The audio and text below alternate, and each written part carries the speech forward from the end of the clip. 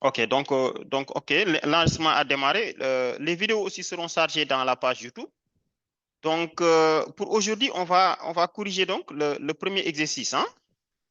Euh, donc, comme je vous l'avais dit, si vous voyez dans le plan de formation, on a déjà déroulé ce cours. On a déjà déroulé ce cours. On est arrivé à l'exercice E001. C'est ça qu'on est en train de corriger donc. Hmm? Donc, là, je peux même ajouter une ligne et je mets correction. Correction. TD, TP, E01. Vous voyez, donc on y va étape par étape. Donc pour la correction de cet exercice, l'énoncé est là. L'énoncé est là. C'est où encore? Et on nous demande, c'est quoi le design thinking? C'est-à-dire ce qu'on appelle l'idéation. OK? Ensuite, on nous demande de faire l'idéation d'un projet. Et après, maintenant, les documents à produire, ainsi de suite. OK. Donc, on a commencé par interroger Cher qui devait corriger, mais il a dit qu'il ne peut pas parler, il est dans un bus. Donc là, bon, la première chose qu'on vous a enseigné déjà, il faut retenir comme leçon, le chef de projet, le gestionnaire de projet, le business analyst, le scrum master, il est appelé à présenter. Encore une fois, je vous le répète, si tu n'es pas prêt à présenter, à parler avec des gens, à échanger, à essayer des choses, il faut quitter le domaine de gestion de projet. Tu n'es pas fait pour un chef de projet. Un chef de projet, tu ne peux pas l'être et tu veux rester dans ton coin. Non. Il faut que tu parles avec les gens, tu échanges, tu fais des erreurs, on te critique, tu améliores. Vu que tu es appelé à faire des présentations, il faut éviter de présenter comme ça. Là, si vous regardez bien l'écran, les écritures sont très petites. Donc, quand tu présentes, même là, c'est encore petit. Il faut éviter d'avoir des espaces blancs ici. C'est pourquoi il faut zoomer au maximum, comme ici. Vous voyez, c'est la première chose qu'on a appris. La deuxième chose qu'on a appris, Cher, il doit corriger le travail, mais il dit que il est dans l'impossibilité de parler parce qu'il est actuellement dans un bus. Il suit avec son téléphone. Demain, en tant que chef de projet, la même situation va arriver. La même situation va arriver. Donc, si tu ne commences pas à t'habituer dès à présent, ton supérieur, ton chef, un partenaire va te dire de présenter des trucs, tu dis, ah, l'Internet est coupé ou tel est coupé, et tu perds le marché. C'est comme ça que des entreprises ont fermé, hein, si vous ne le saviez pas. C'est comme ça que des gens ont perdu des business. C'est comme ça que des gens ont perdu des partenaires parce qu'ils ne peuvent pas attendre. Ensuite, ils se disent que si tu dois présenter et que tu ne prends pas les dispositions, ça veut dire que tu n'es pas sérieux dans ce que tu fais. Vous voyez? Donc, première chose, désormais, si on doit corriger un TD, tout le monde doit préparer ça.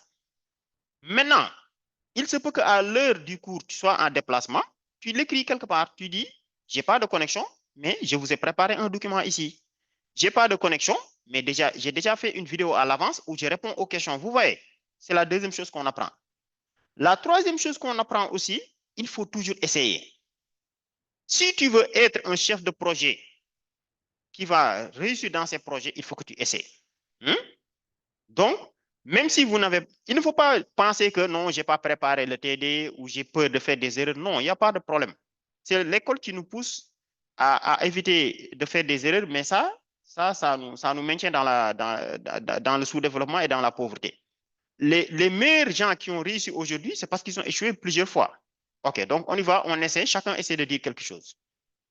Donc là, maintenant, on a interrogé Pharma. Pharma, c'est bon, allez-y. Donc, essayez de nous donner des réponses. On va voir. Donc, première question, c'est quoi le design thinking? C'est quoi l'idéation d'un projet? Allez-y, Pharma. Allô? Le design, oui. Mhm. Selon moi, le design thinking, et d'après mes recherches, c'est une façon de penser, une façon de réfléchir basée sur l'être humain qui permet D'imaginer le projet, quoi. OK, très bien, très bien. exactement, qui permet Mhm. de générer un ensemble d'idées afin de trouver l'idée la plus pertinente pour l'utilisateur final. Exactement, très bien. En fait, exactement, comme l'a dit Fama, l'idée, souvenez-vous, le cours 1, qu'est-ce qu'on avait dit? Un projet, c'est différent d'une idée. Maintenant, tu as une idée, comment transformer ton idée en projet. C'est ce qu'on est en train de faire avec cette TD. Comme je vous dis, vous allez voir beaucoup de gens qui disent j'ai tel projet, j'ai tel projet. Ils n'ont pas des projets, ils ont juste des idées. Maintenant, pourquoi les gens ne te financent pas? Pourquoi la DER ne te finance pas? Pourquoi le ministre ne te finance pas? Parce que ton projet n'est pas élaboré. Comment élaborer ce projet? C'est ce qu'on est en train de voir. Et cette séance-là maintenant qui t'aide à transformer tes idées en début de projet, c'est ce qu'on appelle le design thinking ou l'idéation de projet. Il est malheureux de voir que ça ne s'enseigne pas dans les écoles. Moi, j'ai du mal à comprendre. Ça, dès le CM, c'est ce qu'on devait enseigner aux élèves. Dès le lycée, on devait enseigner ça aux élèves. À l'université, on devait enseigner ça aux élèves. Aujourd'hui, si tu te dis ingénieur ou technicien et que tu ne connais pas le design thinking ou l'idéation d'un projet, moi, je me dis que tu n'es pas encore ingénieur. Tu es juste un ouvrier. Parce que comment tu peux te dire ingénieur informaticien? Et si on te dit, OK, on a un projet où on veut créer une plateforme, tu ne sais pas où commencer. Tu dis non, non, il faut que les autres commencent, ils écrivent les documents, ils me disent ce que je dois faire. Là, tu n'es pas un ingénieur. Moi, je ne vois pas ce qu'il y a d'ingénieur dans ça. Hein? Donc, nos écoles doivent s'adapter. Si vous allez aux États-Unis, en Angleterre, même en France, ces choses-là, ils l'enseignent aux apprenants parce que c'est fondamental. Et dans la vie, même les projets des études, le projet de mariage, le projet de tel, il faut passer par le design thinking, c'est-à-dire l'idéation. Si tu as une idée de projet, tu ne dois pas croiser les bras là et tu as tes idées en tête. Non, mais il faut commencer à les rédiger petit à petit. Hein? Mûrir l'idée. Donc, comme on va le voir, durant la phase de design thinking, tu es en train de mûrir l'idée. C'est-à-dire, moi, j'ai une idée pour faire ça, mais pour éviter de me lancer et que ça ne marche pas ou que je sois bloqué, c'est comme si j'anticipe. Hein? On va le voir. Donc, est-ce que c'est clair? La définition du design thinking, l'idéation d'un projet. OK, donc Fama continue. Deuxième question, on dit faites l'idéation d'un projet informatique. Supposons vous devez réaliser un projet informatique, faites l'idéation. C'est un peu les trois questions qui vont suivre. Hein. Quelles sont les questions que tu te poses? Est-ce que tu vas rédiger des documents? Et on va les appliquer. Allez-y, Fama. Le projet informatique que j'imagine réaliser, que j'imagine mettre en place, c'est le projet de gestion d'un établissement. OK, excellent. Vous voyez, elle veut réaliser une plateforme de gestion d'un établissement scolaire. Mais vous êtes d'accord avec moi que ça, c'est trop vague. Ça, jamais un investisseur ne va investir dans un projet si tu lui dis ça. Mais qu'est-ce qui reste maintenant? Les questions que tu dois te poser toi pour mieux améliorer ton offre. Oh, OK, donc quelles questions tu te poserais pour mieux améliorer cette offre? Et avant de continuer, pour mieux vous guider, le cours passé, si vous vous souvenez, on a vu ça. Ça, on l'a déjà vu. J'ouvre notre document Paint. Et vous voyez l'importance des TD parce que si tu regardes seulement le cours, il y a quelque chose qui va manquer. C'est la théorie, mais comment tu l'appliques? Là, on est en train de l'appliquer. On a vu la dernière fois qu'un projet informatique, il y a ces étapes-là. Il y a l'étude préalable. Hein? Je peux zoomer encore. Il y a l'étude préalable. Il y a la conception détaillée. Il y a la réalisation, la mise en œuvre et l'évaluation. Le design thinking qu'on est en train de voir dans ce TD-là, c'est quelle étape? Vous êtes d'accord avec moi que c'est l'étape étude préalable. C'est-à-dire, à partir de l'idée que j'ai, il faut que je fasse des observations, je pose des questions, je fais des enquêtes, je recherche, ainsi de suite, comme on est en train de le faire. Est-ce que c'est clair? Donc, allez-y, Fama. Quelles questions on pourrait se poser, par exemple? La question les questions à se poser, quel sera le coût du projet? Le coût en termes de ressources humaines. Attends, Aussi l'échelle. OK, donc, elle a donné comme réponse l'échelle gestion établissement scolaire. Je mets les réponses en jaune. Parfait. Quelles questions on peut se poser pour permettre aux gens de mieux comprendre le projet? Nous-mêmes, pour mieux préparer l'élaboration du projet. Donc, quel sera le coût? Très bien. Quoi d'autre? Quel sera l'impact du projet? Impact. Très bien. Surtout ça. Impact. Quoi d'autre? Il y a beaucoup de questions qu'on peut se poser. Hein? Quoi d'autre? qu'est-ce que le projet vient résoudre? Je pense que qu'on appelle, ça rejoint l'impact, quoi. Bien, non, c'est différent. Je l'appellerai valeur ajoutée. C'est ce qu'on appelle la valeur ajoutée d'un la projet. valeur ajoutée Cette question-là, c'est très important de se la poser avant de démarrer. Mais quoi d'autre? On pourrait demander aussi qui sont les utilisateurs. Ça, c'est fondamental. Oui. Est-ce que vous êtes d'accord?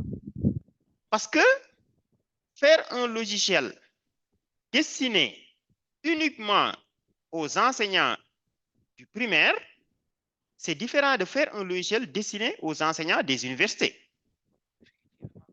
Faire un logiciel destiné aux établissements publics, c'est différent de faire un logiciel destiné aux établissements privés. Parce que le public, ils ne vont pas te parler de facture, de qui a payé, qui est en retard, qui doit entrer à l'école, qui n'est pas interdit, qui n'est pas autorisé parce qu'il n'a pas payé. Vous voyez, alors que dans le privé, on va vous poser ça. Donc, dans une séance de design thinking, on va parler des utilisateurs. C'est important. Quoi d'autre? Quel sera le coût? C'est très important. Mais quoi d'autre? Par exemple, on pourrait demander le contour. Ça, c'est extrêmement important. C'est ce qu'on appelle le périmètre. Le périmètre. Ne commencez jamais un projet informatique sans répondre à ces questions-là, surtout le périmètre. Le périmètre, c'est quoi? Est-ce que vous êtes d'accord que, le logiciel que tu proposes de réaliser, si on vous dit de réaliser l'ensemble des fonctionnalités de bout en bout, ce projet-là, c'est différent d'un projet où on vous demande de réaliser juste la partie qui permet de gérer les cours. Si un établissement vous dit, je veux juste un logiciel, mais qui permet de gérer uniquement les cours et les emplois de temps. Vous voyez la différence? C'est pourquoi circonscrire le périmètre, c'est important. Bon, globalement, c'est un peu ça. Maintenant, quels sont les documents à produire? Bon, il y a beaucoup d'autres questions qu'on peut se poser, hein, mais ça, c'est déjà bien. Peut-être l'autre question que je devrais ajouter, c'est ce que j'appellerais le business model. Business model. Bon, dans d'autres cas, on pourrait l'appeler le contexte. C'est extrêmement important. Vous savez, c'est quoi? Si tu réalises ce logiciel pour en faire un outil que tu vas vendre aux établissements scolaires, la manière dont tu vas fonctionner, c'est différent de si tu réalises ce logiciel parce que c'est une école qui te demande de le faire. C'est encore différent si on te demande de le faire parce que tu travailles déjà dans une entreprise et c'est l'entreprise qui te dit, moi, j'ai besoin de ce logiciel. Vous voyez?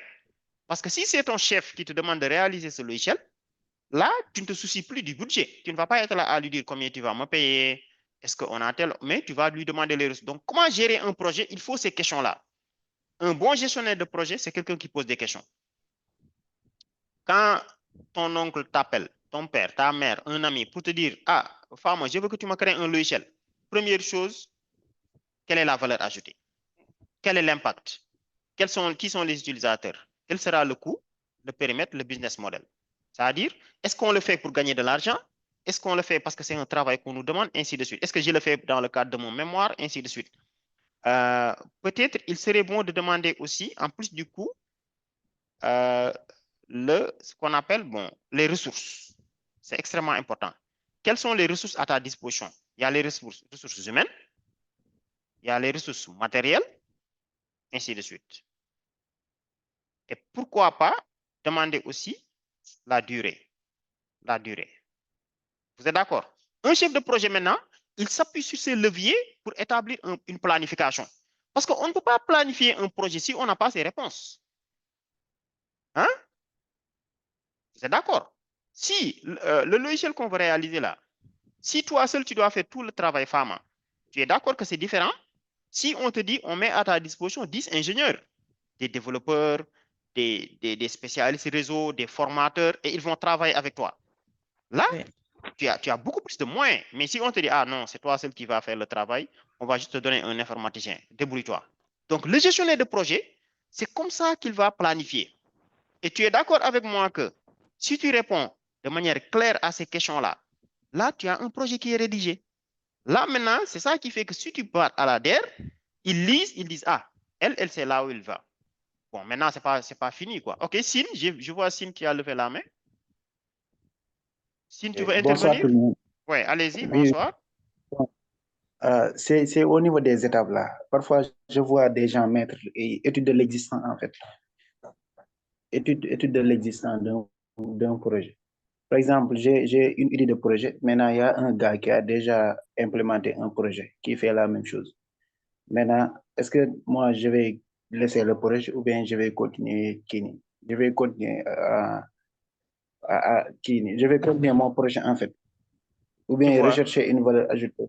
je vois. C'est une très bonne question, ça aussi.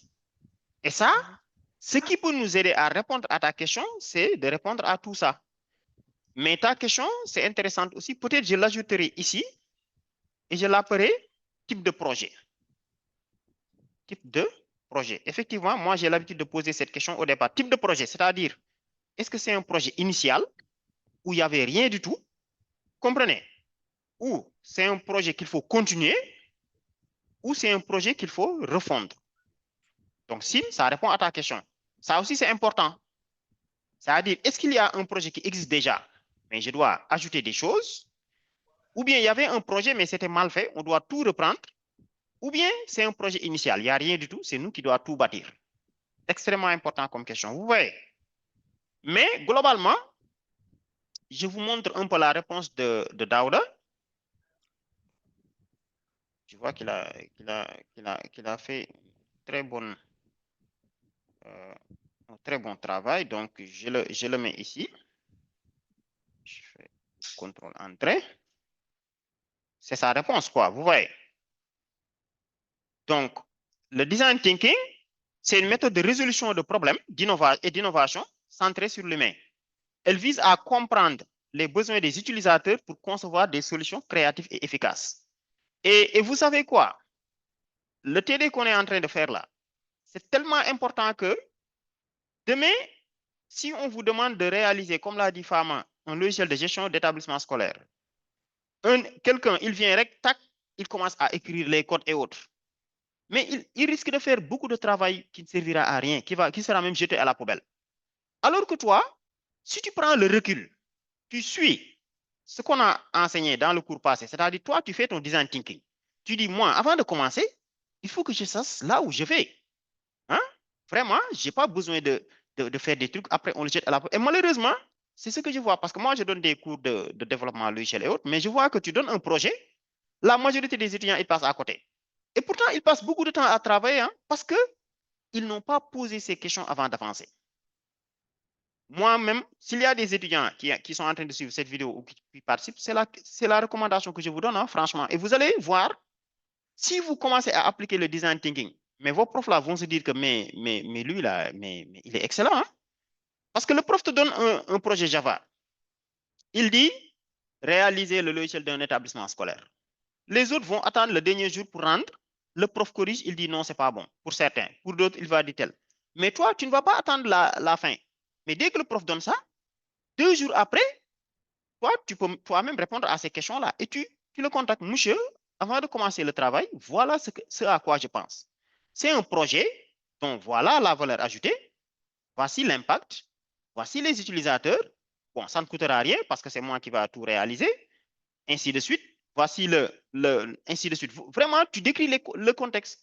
Je vais me limiter au module gestion des élèves, gestion des notes, gestion des bulletins, ainsi de suite. Je vais le développer avec Java. La page d'accueil va ressembler à un truc comme ça. Mais avant même de continuer, soit le prof va te dire, vraiment c'est excellent, tu peux continuer, ou bien il va dire, non, non, non, attends, change ça, ajoute ça, ainsi de suite. Et vous voyez la différence. Ça veut dire, toi, avant même de perdre ton temps à écrire du code ou faire du travail, tu sais, tu t'assures que tu as pris la bonne direction. Et sinon, c'est le prof qui doit te corriger. Moi, c'est ça que je recommande.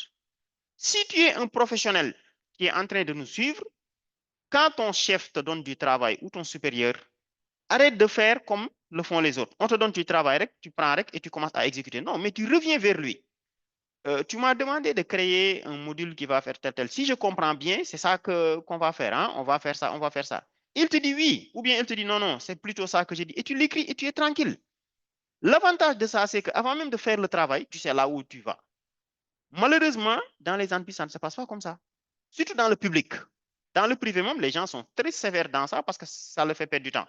Mais tu vas voir des jeunes, surtout les nouveaux diplômés, tu travailles avec eux, tu leur donnes du travail, Il passe 2 semaines à travailler, ils viennent te rendre, tu leur dis non, mais c'est pas ce que j'avais dit. J'avais juste dit de faire ça parce qu'ils n'ont pas fait le design thinking. Donc, que ça soit le projet de l'école, que ça soit le projet professionnel, que ça soit à la maison, faites toujours le design thinking. Même si tu es une fille, ta maman te dit de cuisiner le tchéboudian, mais même ça, c'est un peu vague. Est-ce que tu cuisines pour des invités qui vont venir ou c'est juste pour la maison? Mais c'est pas mal d'aller demander à la maman les questions. On cuisine pour combien de personnes? À quelle heure je devrais terminer? De quoi on a, ainsi de suite, ainsi de suite. Donc ça, c'est dans la vie courante. Et donc, le design thinking, c'est un peu l'idéation aussi.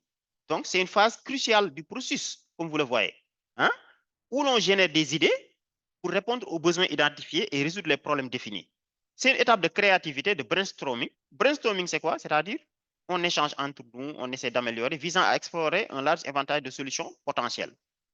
Donc, l'idéation du projet, oui, bon, les interfaces utilisateurs un peu, qui seront les propriétaires, ainsi de suite. Bon, lui, il a proposé un logiciel de gestion d'un établissement scolaire, mais surtout ça, vous voyez les questions. Par exemple, quel est le problème que nous cherchons à résoudre? Ça aussi, on peut l'ajouter comme question dans la liste que Fama a donnée. Et dire que quel est le principal problème que nous cherchons à résoudre, c'est un peu les deux questions-là, c'est-à-dire valeur ajoutée et impact. Vous voyez? Donc, demain, n'importe quel projet, moi, je vous conseille de poser ces questions avant de démarrer. Quels sont les besoins spécifiques de l'utilisateur? C'est un peu ce qu'on a dit nous aussi, qui sont les utilisateurs, ainsi de suite, quelle est la liste de toutes les fonctionnalités? Qui sont nos utilisateurs? Ça, c'est très important. Dans un projet informatique, avant de commencer, il faut circonscrire les utilisateurs. Sinon, vous allez perdre beaucoup de temps. Quelles sont les caractéristiques démographiques ou comportementales? Quelles sont les plateformes immobilières existantes? Oui, ça, c'est ce qu'on appelle le benchmark. Le SWOT aussi, les forces et faiblesses. Bon, donc, il n'y a pas une seule manière de répondre. Ça aussi, c'est la 4e chose que je vous enseigne aujourd'hui. En gestion de projet, ce n'est pas à 1 + 1 = 2. Non, il n'y a pas une seule manière de faire. Awa peut faire d'une manière A, Cheikh fait d'une manière B, l'autre fait d'une manière C, mais globalement, chacun a raison. Mais avant de commencer, il faut se poser des questions. Maintenant, une question qui manque, que je n'ai pas vue ici, c'est, comme je dis, le périmètre. Le périmètre, c'est très important. Le périmètre, c'est quoi? C'est-à-dire quels sont les modules et dans chaque module, quelles sont les fonctionnalités. Sinon, vous allez perdre du temps. Surtout vous qui faites des sujets de mémoire, il faut vraiment vous poser ces questions et le donner à votre encadreur. Malheureusement, c'est dommage de voir qu'au niveau des universités et autres, la partie gestion de projet est négligée. On te donne ton sujet de mémoire, tu travailles des mois et tu donnes à ton encadreur, mais ce n'est pas bon. Première chose, tu dois faire un design thinking en 2 jours. Tu poses ces questions-là. Maintenant, ces questions-là, pour avoir une meilleure réponse, il faut aller vers les futurs utilisateurs. L'idéal, c'est même de faire un questionnaire et d'aller leur demander, ils te remplissent et tu fais, bon, c'est ce qu'on appelle l'étude de marché, quoi, un projet. Mais globalement, c'est ça. Je pense que tout le monde a compris, hein? Donc, c'était ça, le TD. Est-ce que tout le monde a compris? OK. Vous pouvez réagir sur le chat. Maintenant, une autre question que je voudrais intégrer, ce serait pas mal aussi de faire ce qu'on appelle le BMC, si on termine tout ça, le Business Model Canvas. C'est-à-dire, si je reviens aux réponses de comment elle s'appelle encore, c'est la première à répondre, c'est Fama. Hein? Ça dit, une fois que je réponds à ces questions, ce serait pas mal de faire ce qu'on appelle le BMC, Business Model Canvas. Le Business Model Canvas, c'est quoi? C'est-à-dire, c'est comme si j'ajoutais quel est l'objectif de ce travail. Objectif de ce travail. Parce que soit, comme on l'a vu la dernière fois, chaque fois que vous travaillez dans un projet, bon, tous ces schémas-là aussi, je vais vous l'envoyer après, soit tu fais ce travail parce que c'est ton chef, ton responsable, ton supérieur qui te demande ça. C'est ce qu'on appelle la hiérarchie. Hiérarchie. Bon, là, il n'y a pas grande question à se poser. Tu travailles dans une entreprise, on te demande de faire un travail, là, tu déroules mécaniquement. Tu es un étudiant, le prof te donne un TP, là, tu déroules pour obtenir la note. Mais c'est différent. Si tu fais un projet, c'est pour, si tu fais un projet que tu veux expérimenter dans le cadre de la recherche. Ça peut être recherche académique ou recherche entrepreneuriale ou autre. C'est différent aussi si tu dis, moi, je fais ce projet-là, c'est pour lancer un business. Donc, ça, c'est important de répondre avant de continuer. Donc, Fama, le projet dont tu as une idée, est-ce que c'est quelque chose que tu veux faire parce qu'on te l'a demandé dans le cadre professionnel, ou bien c'est dans le cadre de la recherche, comme les mémoires, ou quelque chose que tu voudrais faire pour aider la communauté, ou bien tu le fais pour gagner de l'argent. Là aussi, dépendamment de cet objectif, la manière dont tu vas te comporter durant le projet va changer. Les documents que tu vas écrire en tant que chef de projet, ça va changer. Et ça, c'était une question piège qu'on avait posée dans les questions là. C'est dans la question 4, je vous ai demandé quels sont les documents à produire. Question 5, on vous a demandé de l'appliquer dans un cas. Donc ça, c'est les réponses. Je mets les réponses en jaune. Vous voyez. Donc, Fama, lequel de tes objectifs tu as? On peut avoir les trois en même temps. Les deux du moins. Tu peux prendre un sujet de mémoire, mais l'objectif pour toi, c'est de le transformer en business. Mais quel est ton objectif, Fama? Ou bien tu le fais juste pour appliquer le TDE avec un cas qu'on a demandé? Bon, de mon côté, je le fais pour apprendre quoi? Pour la recherche, et je le fais aussi pour business. Pour business, ok, très bien. Vous voyez, parce que si tu le fais pour business, là, il faut encore plus de temps durant l'étude préalable. Ton étude préalable doit prendre encore plus de temps parce que l'idée, c'est que tu dois éviter de concevoir un outil et qu'après, tu n'as pas de client.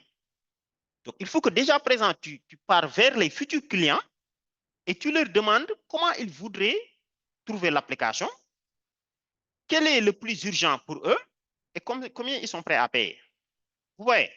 Alors que si tu travailles dans une entreprise informatique et qu'on te demande de piloter ce projet-là, tu es le chef de projet, on peut mettre en place un outil, là, c'est moins compliqué.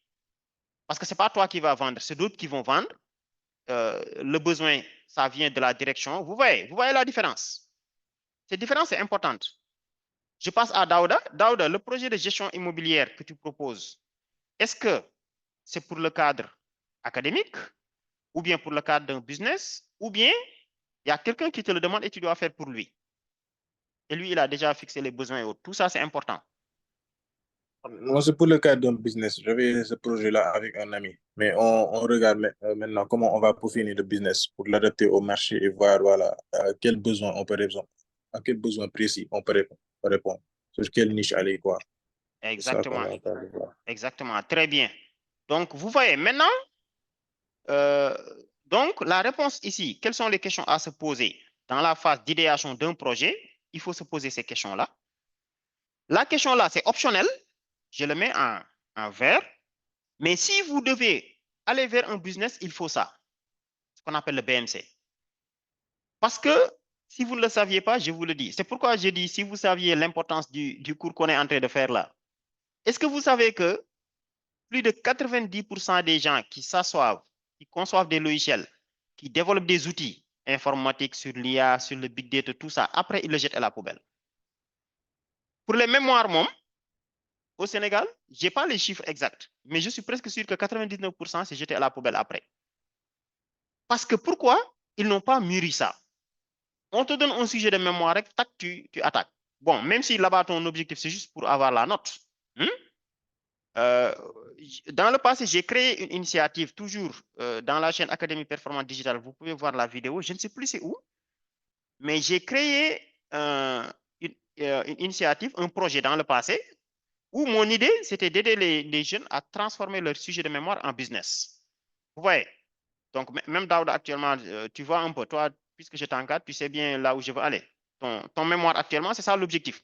Moi, je pense que les jeunes qui prennent 6 mois à travailler dans un sujet de mémoire, ils soutiennent, ils obtiennent leur note, ils le jettent à la poubelle, ça, c'est un gâchis.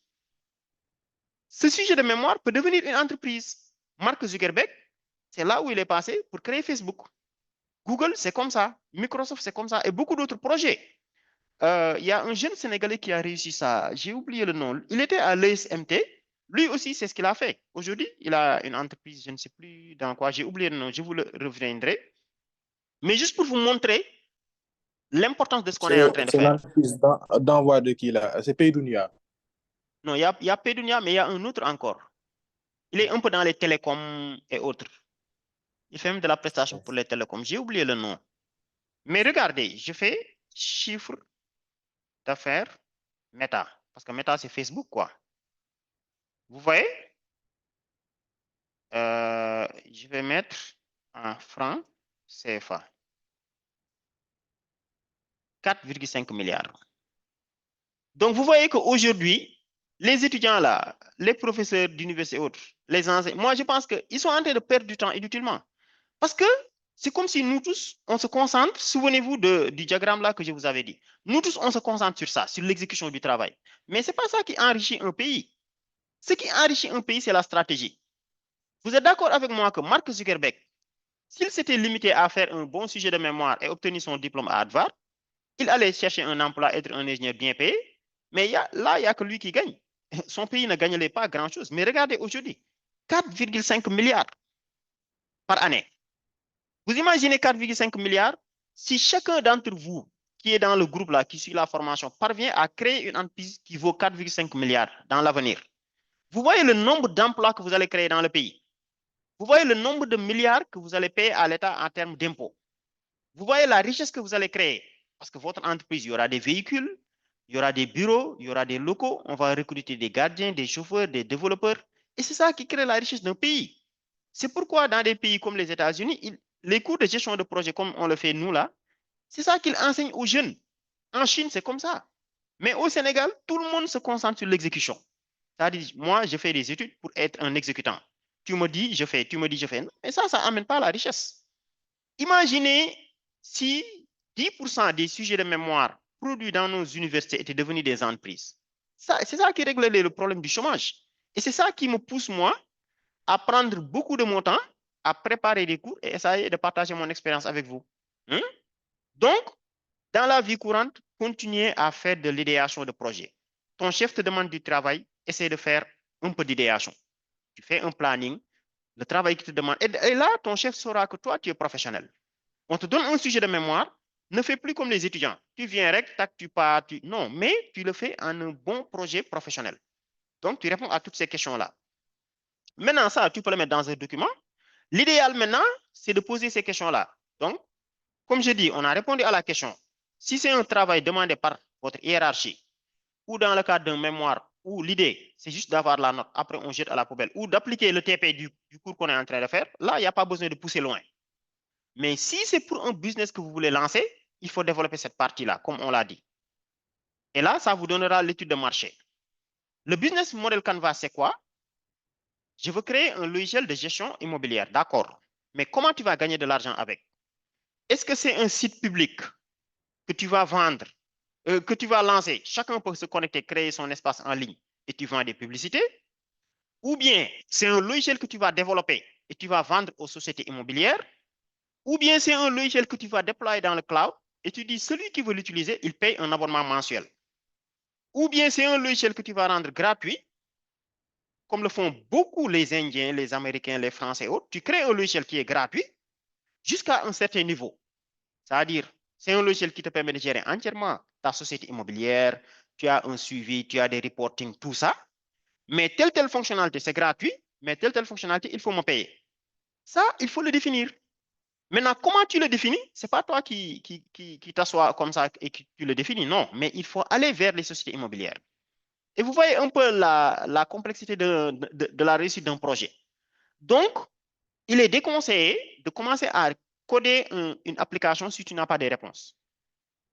Donc, Daouda, si tu veux réussir ce projet-là, et c'est un projet qui peut beaucoup t'apporter, hein, parce que moi, j'ai réalisé un logiciel comme ça dans le passé et je vois que la plupart des logiciels de gestion des sociétés immobilières, c'est les jeunes Français qui l'ont fait. Ils le font depuis la France et les jeunes d'ici, ils n'ont pu rien créer, globalement.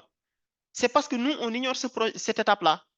Si tu fais seulement un logiciel, comme le demande maintenant ton encadreur, ton prof à l'université, ça ne colle pas aux besoins des sociétés immobilières.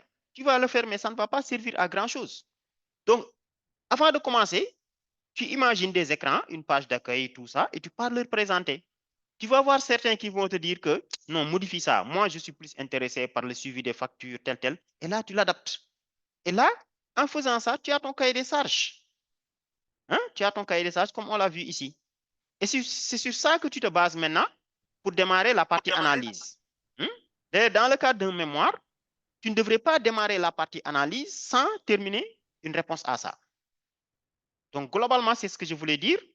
Donc, c'était ça pour l'exercice d'aujourd'hui. Maintenant, les autres exercices, je vais vous le fournir. Mais avant de terminer, permettez-moi juste de vous montrer cette vidéo. Je tiens bien à cette vidéo du ministère, de notre ministre de l'Agriculture, que j'encourage beaucoup. Bon, je vois qu'il est vraiment très dynamique. Est-ce que vous entendez avec l'audio?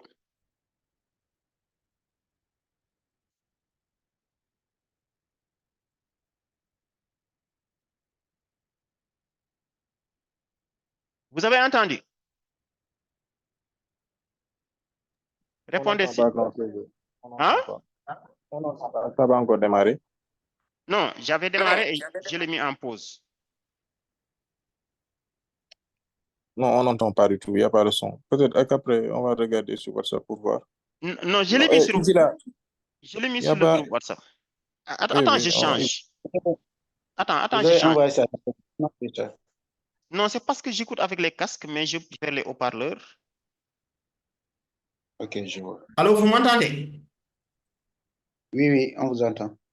Là, vous devez entendre normalement. Attends, je fais comme ça.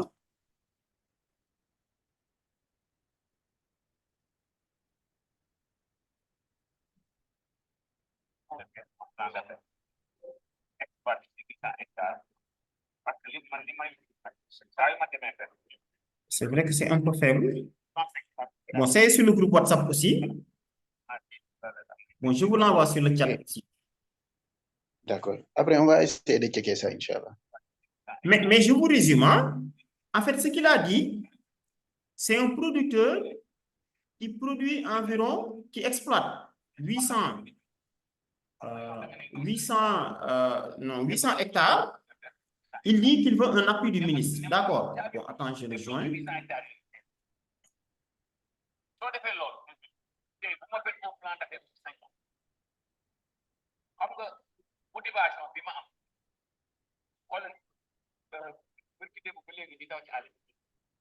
Bon, ça va prendre un peu de temps. Mais je l'ai mis. Bon, c'est ce qui ont. Je pense que vous tous, vous êtes sur le groupe. Vous pouvez le suivre sur le groupe. Hein. Je l'avais poussé là-bas aussi.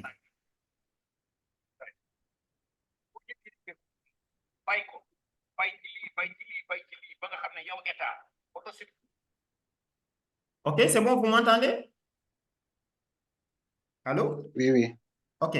Donc, je disais. Bon, attends, je retourne sur les casques.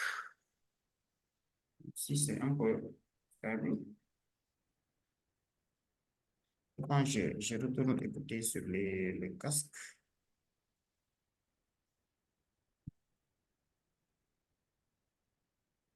C'est bon? Allô? Allô?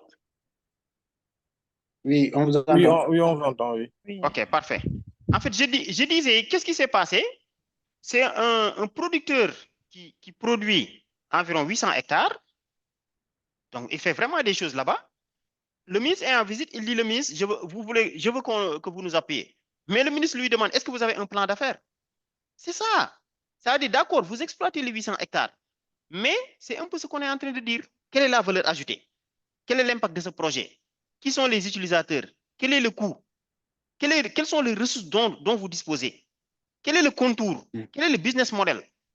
Quelle est la durée du projet? Quels sont les objectifs que vous êtes en train de faire?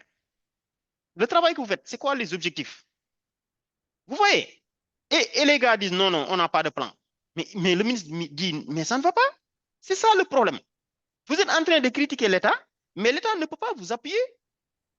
Comment on va appuyer quelqu'un qui n'a aucune planification?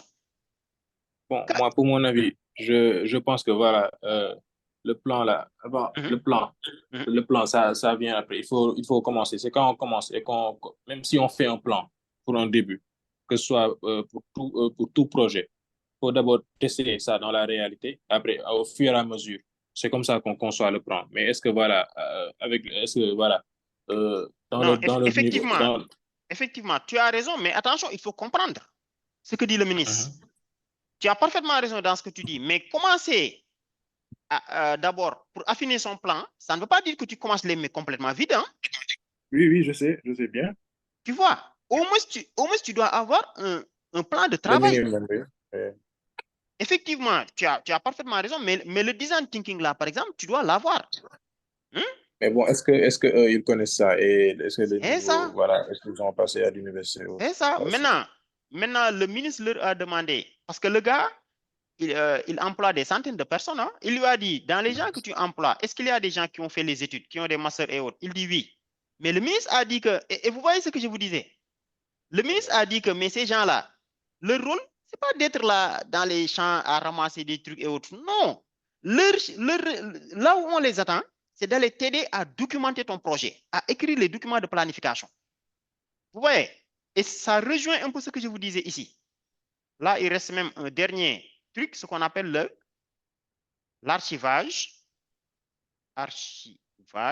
et documentation. C'est ça qui manque, documentation.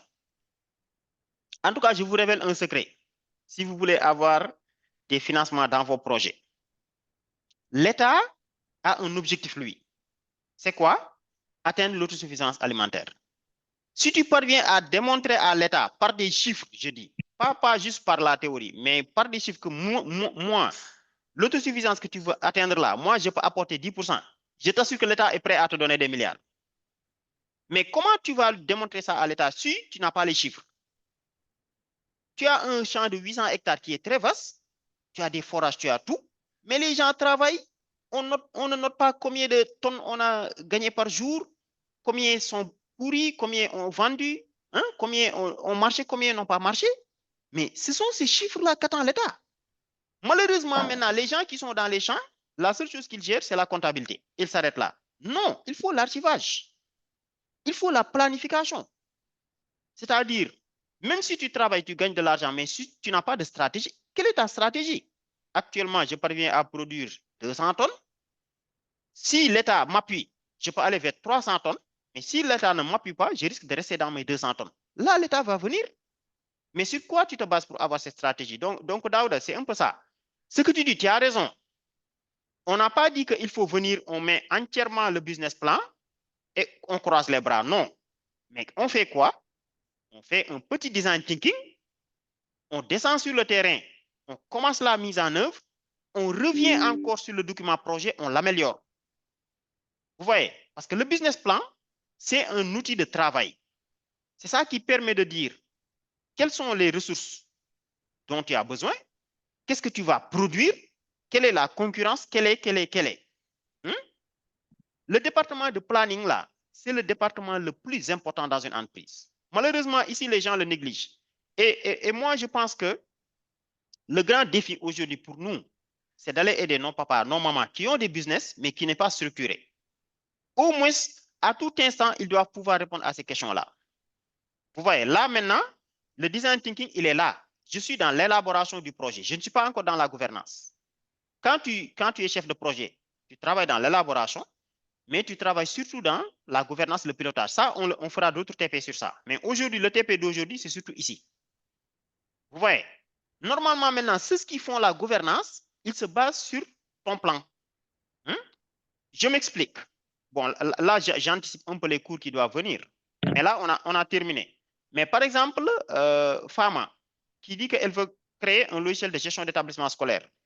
Il faudrait que tu puisses répondre à des questions orientées marketing. Ça, c'est obligatoire dans un planning. C'est-à-dire, combien de clients tu comptes avoir avant la fin de l'année? Il faut que tu le fixes. Chiffre d'affaires. Bon, je vais abréger, quoi. Il y a des termes que vous devez maîtriser. CA, ça veut dire chiffre d'affaires. Quel chiffre d'affaires tu veux faire d'ici la fin de l'année? Ça, c'est important. La première année, là, avec ton logiciel, quel est ton chiffre d'affaires? Est-ce que c'est 500 000, 1 million, 3 millions? Ensuite, bénéfices. Ensuite, quels sont ce qu'on appelle les investissements initiaux? Tes besoins pour démarrer, de quoi tu as besoin? Est-ce que tu as besoin d'un ordinateur, d'un serveur, d'un développeur que tu vas recruter sur 3 mois, un spécialiste marketing qui va t'aider à... Vous voyez, ces objectifs marketing, il faut que tu puisses répondre. Et côté prospect aussi. Ça dit ton logiciel, tu comptes le proposer au moins à combien de clients? Ça, c'est des indicateurs de performance que tu dois répondre avant de démarrer. Maintenant, si tu n'as pas d'idée sur le nombre de réponses que tu vas donner, tu peux créer un formulaire Google, tu partages dans tes groupes. Je veux créer un logiciel de gestion d'établissement scolaire. Est-ce que tu penses que c'est quelque chose qui pourrait intéresser une école? Ainsi de suite. Tu cibles des écoles, tu peux récupérer des données sur les écoles, tu les appelles, tu fais un petit sondage. Et là, tu es en train de faire ce qu'on appelle l'étude de marché. Ou bien maintenant, tu peux payer des cabinets spécialisés dans ça. Mais moi, je pense que, vu que vous voulez être des spécialistes en gestion de projet, vous n'avez pas besoin de payer des cabinets, vous-même, vous le faites. Mais là, on est en train un peu d'anticiper. Maintenant, si vous voulez que le projet que vous êtes en train de faire soit un business, il vous faut une réponse à ces questions marketing. Si tu travailles quelque part et ton chef te demande de faire le travail, ou c'est un sujet de mémoire, là, tu peux te limiter là. Après, tu pourras revenir. Vous voyez, donc l'objectif de ce TD, c'était ça. Désormais, n'importe quel projet, avant de commencer, pensez à répondre à ces questions. Après, maintenant, on va ajouter les questions techniques, quoi. Quelle technologie on va utiliser, quel serveur on va utiliser, on commence quand, on termine quand. Ça aussi, c'est très important, la durée. Parce que si je vous dis que tu n'as qu'un mois pour faire ça, et si je te dis que tu as 2 ans pour réaliser le projet, c'est différent. Vous voyez? Donc, c'est tout ça qu'on va apprendre. L'autre chose maintenant, comme l'a dit Daouda, si c'est un business que vous voulez lancer, ne faites jamais l'erreur de venir vous asseoir, penser à vos choses, réaliser votre plateforme de bout en bout et commencer à le vendre. Non, non, non, vous aurez des surprises. Et moi qui vous parle, c'est parce que ça m'est arrivé plusieurs fois. Mais vous faites les documents projets. C'est ce qu'on va voir dans le cours prochain maintenant.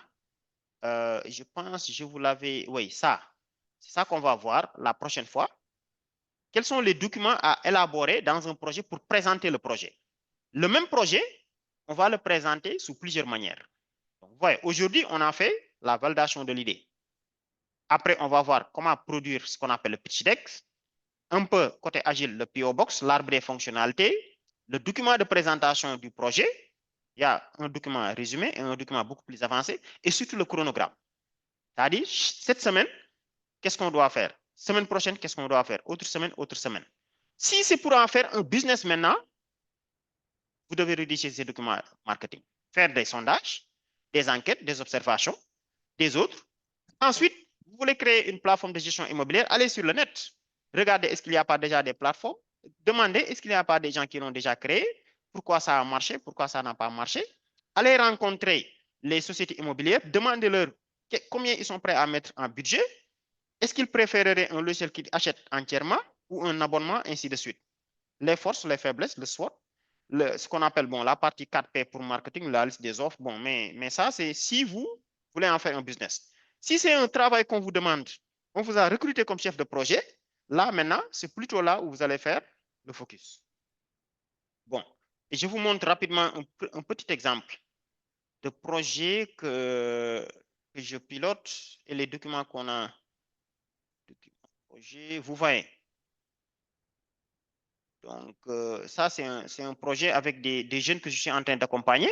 Mais vous voyez, ils ont un premier PowerPoint qui résume le projet. Vous voyez. Donc, il résume le projet et vous voyez le contexte, les objectifs, l'objectif spécifique, les résultats attendus, l'entreprise, les offres, les équipes et la planification du travail. Chaque semaine, qu'est-ce qu'il compte faire? Vous voyez les différentes offres qu'il propose, ainsi de suite. Comment ça se passe?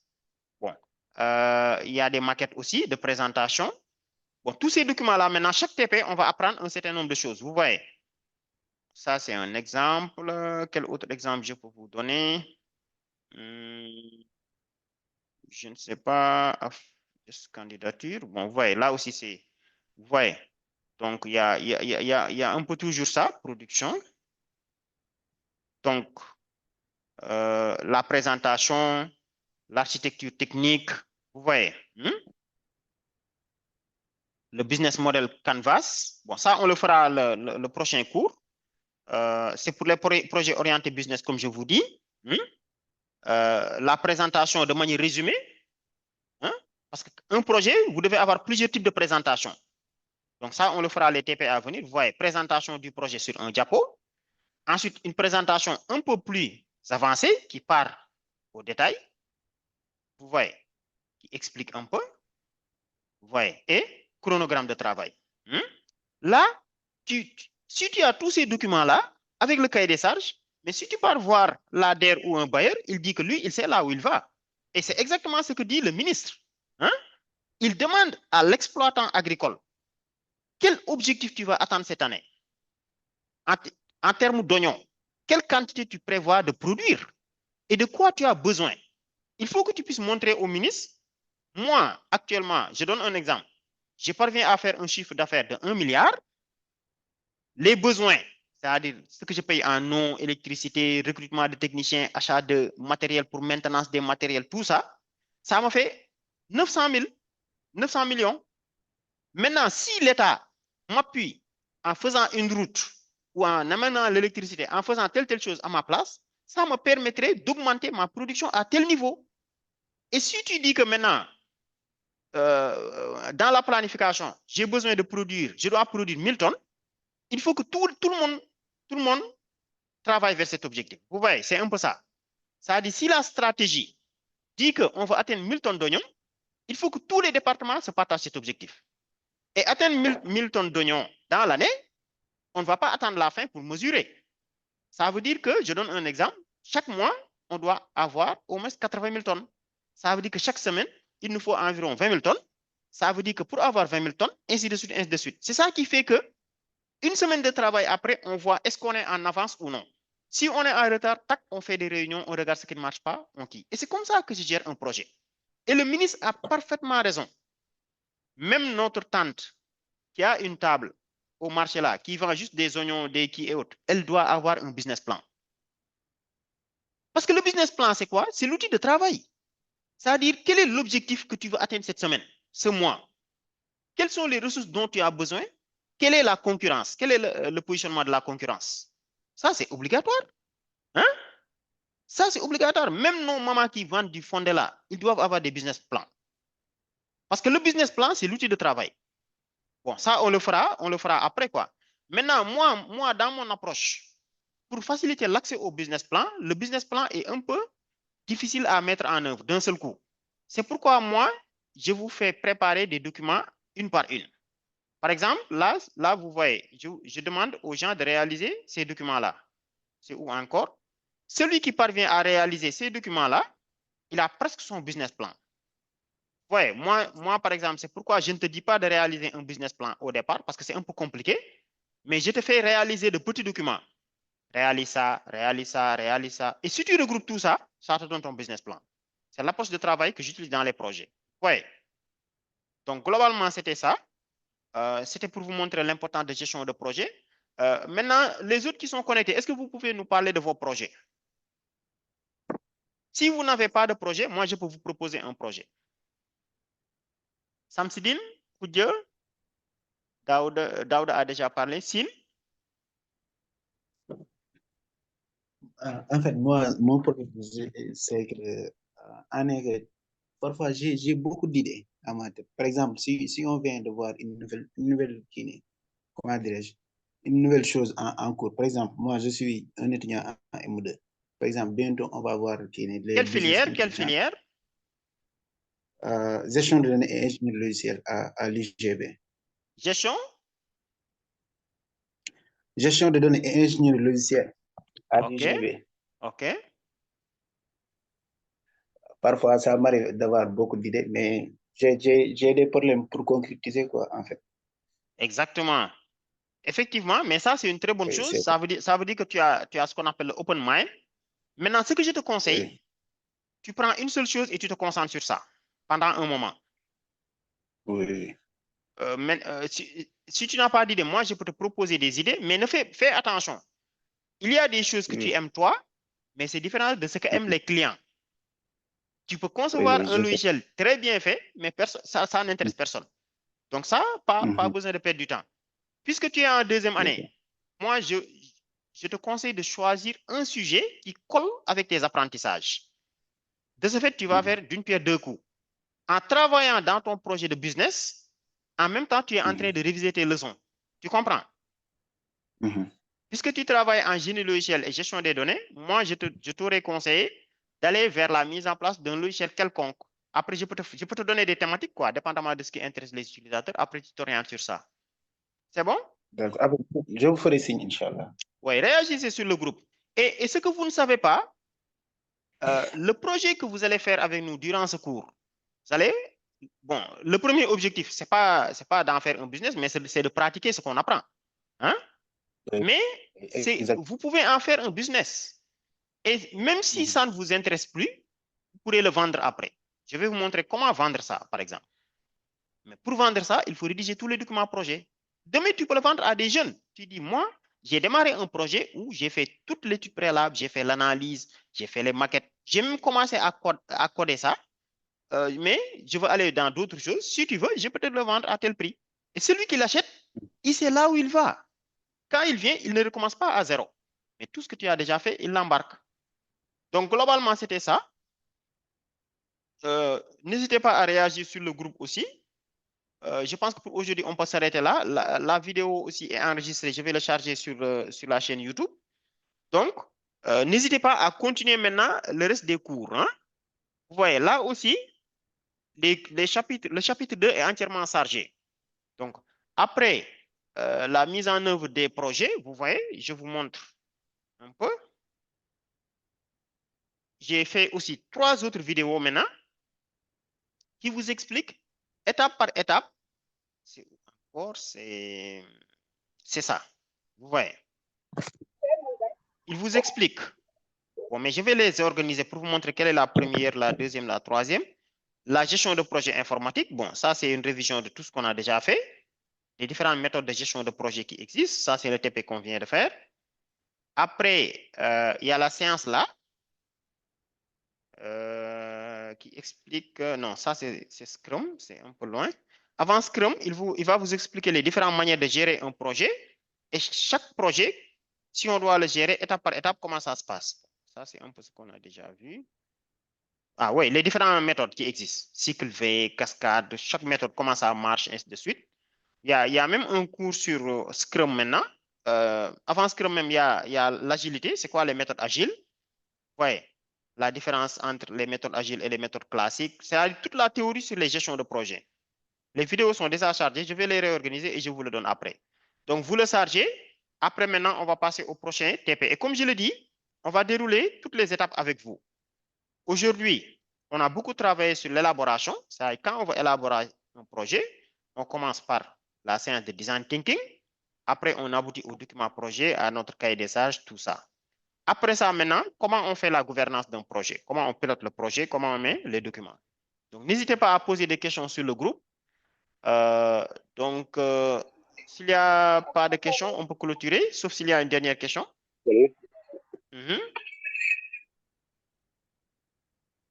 Allez-y. Bon, moi, je n'ai pas de questions, mais je voulais juste contribuer en disant que... Allez-y, allez-y. Merci, je ne savais pas ça, pas du tout. Vraiment, j'étais à l'université et je me suis dit qu'ici, je ne crois pas que ce qu'ils enseignent ici m'intéresse. C'est pourquoi j'ai essayé d'arrêter les études. Du coup, je me suis lancé dans le business. Mais comme il y a ces genres de trucs là-dessus, je ne savais pas. Encore Ok, mais tu es dans quel business, par exemple? C'est important de participer à ces genres de cours. Alors, tu es dans quel business pour qu'on t'aide à développer ce business-là aussi?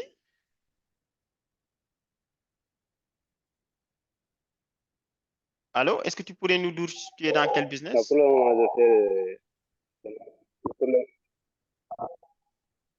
le moment, je fais le marketing digital. Le marketing, le vente en ligne. Ok, parfait. J'essaie de me lancer. En tout cas, le marketing digital et le business, c'est quelque chose qui peut te rapporter des milliards. Hein, ça, moi, je te le dis. Maintenant, oui, mais là, il faut une stratégie. Il te faut une stratégie il te faut un business model clair. Hein? C'est-à-dire, est-ce que tu vas faire de l'affiliation? Est-ce que tu vas aider les gens à développer leur business? Est-ce que tu vas prendre les produits des gens, vendre pour eux, prendre tes commissions? Est-ce que tu vas monter un cabinet spécialisé dans ça? Est-ce que tu vas y intégrer le design, la com? C'est important. C'est important de savoir là où tu vas. Mais si tu touches à tout, tu pourrais te perdre. Bon, de toute façon, on peut se prendre en privé après. Moi, je peux vous donner des astuces, quoi. Mais c'est une très bonne chose et je t'encourage. Et donc, ça veut dire que ce qu'on fait là, ça, c'est quelque chose qui est important pour toi. Maintenant, il y a autre chose maintenant qui est un surplus de la gestion de projet, comme je dis, mais c'est de pouvoir avoir une stratégie claire. Il faut que tu fixes des objectifs de chiffre d'affaires. C'est important quand tu fais le business. Tu dois avoir un chiffre d'affaires comme objectif. Ton objectif, c'est d'avoir tel chiffre d'affaires et tel bénéfice dans l'année. Maintenant, pour l'avoir, de quoi tu as besoin? Et ainsi de suite, ainsi de suite. Mais on peut se capter en privé. En tout cas, moi, le conseil que j'aurais donné, il faut avoir, même si tu es recruté quelque part, même si tu es étudiant, et l'idée d'un projet et tu travailles dans ça. C'est important. Tu essaies de le mettre en œuvre en parallèle, ainsi de suite. Ça te permet de qui, quoi. Ce qu'il faut éviter maintenant, c'est de travailler comme ça, sans objectif, quoi. C'est-à-dire, tu cherches juste de l'argent, mais combien tu as gagné ce mois? Ou bien combien tu as perdu? Hein? Si tu es dans le marketing digital, tu touches à beaucoup de choses. Peut-être même tu fais former des gens, tu aides les gens à vendre leurs produits, d'autres, tu leur aides à créer des sites web, à partager dans les réseaux sociaux, après ils te payent. Mais il faut que tu puisses savoir quelle est la niche qui te rapporte le plus. Je donne juste un exemple. Supposons, chaque fois que quelqu'un a un business, tu l'aides à avoir un site web. Ce n'est pas toi qui conçois le site, mais tu travailles avec un informaticien qui lui conçoit un site, tu prends tes bénéfices. Si quelqu'un vend quelque chose, toi, tu as un réseau, tu le places le truc dans son réseau et chaque fois qu'il y a un client, il te donne des ristournes, ainsi de suite. Mais il faut que tu puisses savoir entre les deux où est-ce que tu as beaucoup plus de bénéfices. Si tu vois que c'est en aidant les gens à avoir des supports de publicité que tu gagnes beaucoup plus, le mieux, c'est de te concentrer là-bas. Vous voyez, le mieux, ce serait dans les années à venir, dans les mois à venir, de te concentrer là-bas. Parce que là-bas, tu fais peu et tu gagnes beaucoup. Vous voyez? Oui, donc tout ça, c'est important. Il y a des initiatives aussi, il y a des formations, il y a des appuis de l'État. Oui, donc tout ça, c'est important. OK, Daouda, avant de clôturer. Oui, pour le projet sur l'immobilier, là, voilà, moi, hier, c'est là quelques mois, voilà, moi et mon ami, on avait prévu de concevoir un prototype avec WordPress, par exemple, comme pour ça, quand on ira voir, par exemple, des propriétaires d'immobilier ou bien des bailleurs, qu'on puisse le montrer. Mais bon, après t'avoir écouté, j'ai vu que voilà, c'était pas forcément une bonne idée et qu'il fallait mieux, voilà, aller réunir des informations sur les bailleurs, les locataires et aller poser des questions aux bailleurs sur ce dont ils avaient réellement besoin avant d'essayer de mettre quelque chose en place. Exactement. Bien, qu'est-ce que tu veux faire, voilà. Exactement. C'est un peu la séance de design thinking qu'on faisait. Donc, design thinking, tu le fais d'abord avec ton équipe, mais après, il faut descendre sur le terrain. C'est après qu'on revient maintenant pour mettre le cahier des charges. C'est pourquoi je te dis business model. C'est-à-dire, le projet là, comment tu vas gagner de l'argent? Il n'y a pas une seule manière, il y a plusieurs manières. Tu peux le faire à travers une plateforme, un outil, un logiciel ou même un service.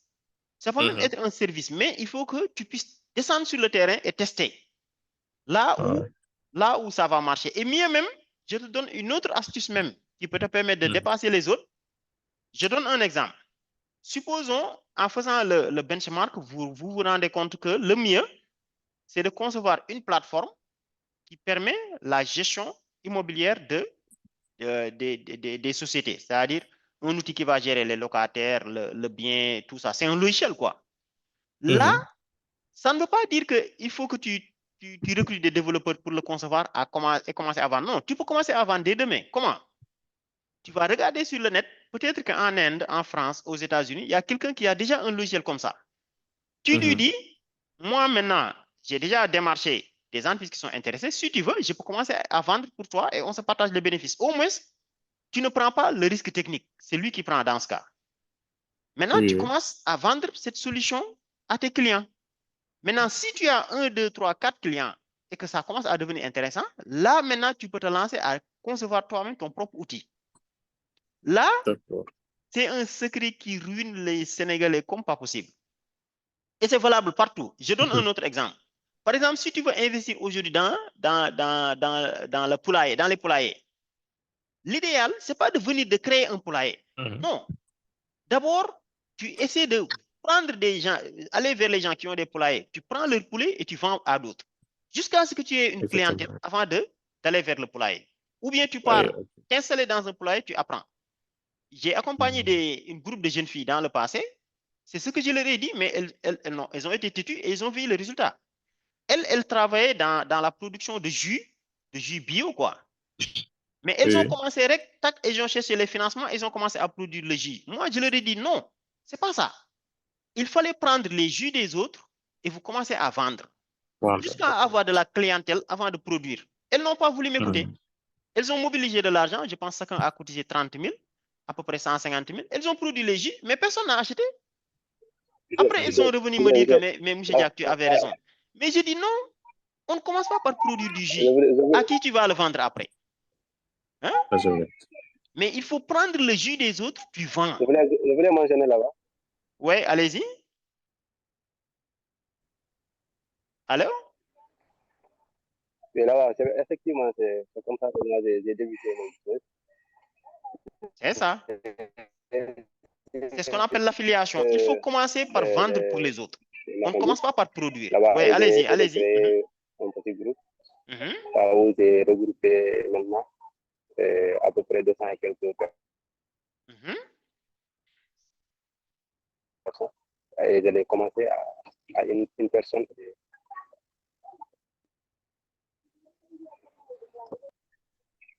Et ça coupe un peu, mais bon, ok. c'est comme ça que j'ai commencé. Et ça n'a même pas pris, je pense, 4 mois. Et j'ai commencé à rassembler beaucoup de personnes. Exactement, Voilà, exactement. Exactement. Mais ça même en un disant. Bon, ça coupe, hein, ça coupe. Ok, mais on a compris l'essentiel. Donc, on va continuer comme ça, comme j'ai dit, donc jusqu'aux prochains 5 mois à venir, on va faire des séances comme ça. Mais échanger sur le groupe aussi. On va échanger sur le groupe. Donc, la correction du TD, c'est là. Je vais le charger aussi sur le drive. OK, donc on dit merci à tout le monde. Et s'il n'y a pas d'autres observations, on se donne rendez-vous donc la prochaine fois avec une continuité sur le groupe. Hein? Oui, Donc, je voulais savoir. J'ai un problème de connexion, je suis vraiment désolé. Non, il n'y a pas de souci. OK, allez-y. Je voulais savoir. Oui, il parle. Oui, allez-y. Oui, je voulais savoir. Maintenant, ce que vous nous conseillez, c'est en premier lieu, c'est d'aller voir les bailleurs et autres là, pour pouvoir recueillir des informations de ce dont ils ont besoin, en premier lieu, avant de faire quoi que ce soit. Non, c'est d'abord, vous avez fait l'idéation, c'est bien, mais c'est quoi votre business model? Il vous faut un business model. Un business model C'est-à-dire, Canva. oui, c'est le business model maintenant qui aboutit au business model Canvas. Mais le business model, c'est quoi? Je vous donne de manière concrète. On y va. Vous voulez gagner de l'argent à travers je dirais, une solution digitale dans l'immobilier. D'accord. Mais comment? Soit, moi, je vous donne déjà ce que je connais et il y a d'autres options peut-être que je ne connais pas. Mais au moins, je sais que soit, vous pouvez vous lancer dans la création d'un logiciel de gestion de la société immobilière elle-même. Là, je sais qu'il y a la demande. Mais dans ce cas, vous allez concevoir un logiciel et vous vendez ça aux sociétés immobilières ou des gens qui ont des biens locatifs. Mais même là-bas, il y a plusieurs options. Ça peut être un logiciel qu'ils achètent globalement. Ça peut être un logiciel que vous allez louer. Ça, ils payent un abonnement. Et c'est vous-même qui hébergez et tout. Ou bien ça peut être un logiciel gratuit qu'ils vont télécharger, installer gratuit jusqu'à un certain niveau. Certains logiciels, si tu vois, c'est gratuit jusqu'à un certain niveau. Il y a toutes ces options.